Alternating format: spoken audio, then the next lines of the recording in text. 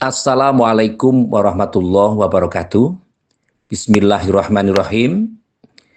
Ketika ibadah sudah sampai pada nilai-nilai yang bersifat hakikat, maka tentu saja kajian-kajian yang ada pada kehidupan kita harus ditingkatkan sehingga tidak hanya sekedar membahas tentang syariat saja, tetapi juga harus berpikir juga bagaimana tentang tasawuf.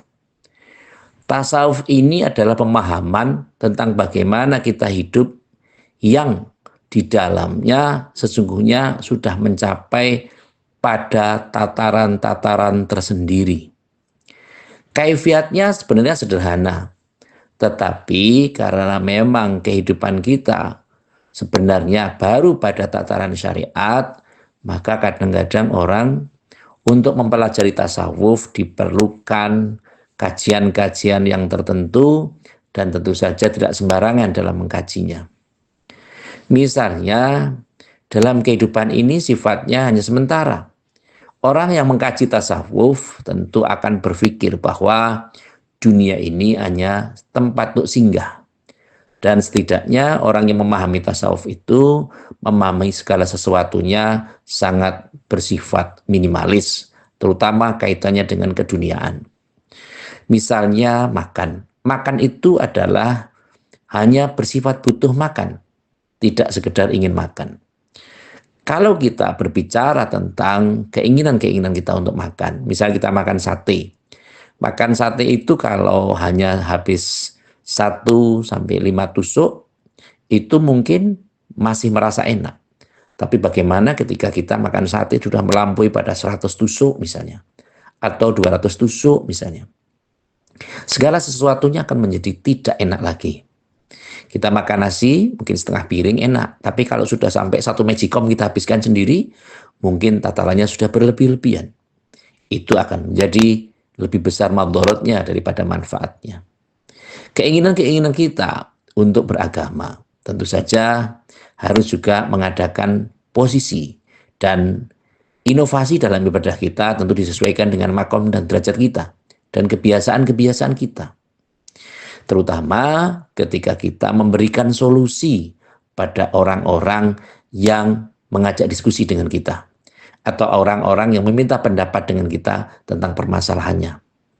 Inilah tentu dibutuhkan kematangan dan kedalaman orang dalam mempelajari sesuatu masalah. Kehidupan ini sangat krusial karena dunia adalah sesuatu yang menipu. Dunia ini adalah sesuatu yang serba mungkin, tetapi akhirat adalah sesuatu yang serba pasti. Kita berkeinginan menjadi pejabat, itu bisa mungkin terjadi, bisa mungkin terlaksana, atau mungkin bisa tidak. Kita berkeinginan untuk beli motor misalnya, bisa saja mungkin terbeli, atau bisa mungkin tidak terbeli. Kita ingin membangun rumah, bisa kita bangun, atau bisa juga tidak bisa kita bangun. Tetapi ketika maut menjemput, itu kita tidak bisa menghindar, walau hanya sesaat pun. Artinya apa? Dunia ini hanya sekedar mampir ngumbi. Pola kehidupan yang sementara. Maka sebenarnya di dalam kondisi beragama, tentu kita juga harus memperhatikan.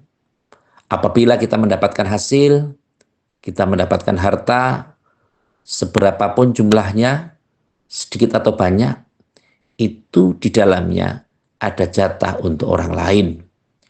Maka tentu saja ada kondisi 2,5% miliknya orang lain.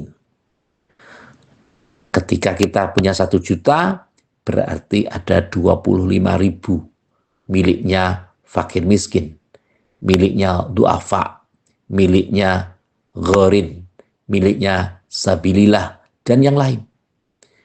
Kalau memang lebih dari 10 juta, ya tentu saja tinggal mengalihkan saja. Dalam 1 tahun, misalnya gajinya 10 juta, satu bulannya 10 juta, berarti dalam 1 tahun ada 120 juta. Tinggal mengalihkan saja, kali 25.000. Ini tentu saja menjadi perhatian kita, bahwa ada hak-hak orang lain yang ada dalam harta kita.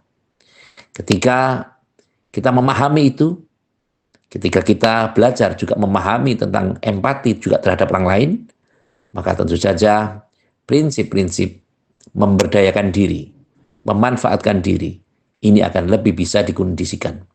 Apalagi sekarang di bulan Ramadan, banyak orang yang berderma, banyak orang yang bersedekah, banyak orang yang memberikan takjil.